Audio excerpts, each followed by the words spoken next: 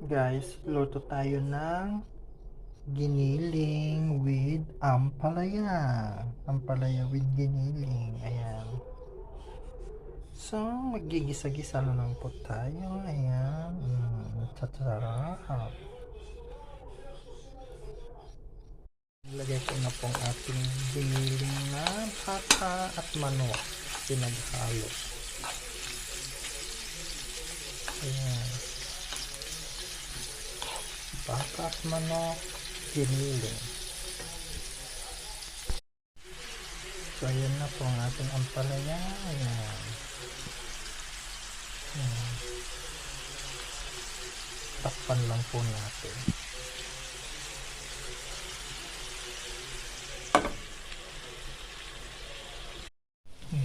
Ayan na po ang ating ampalaya with giniling.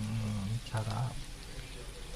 Kainan na guys for lunch. Ayan.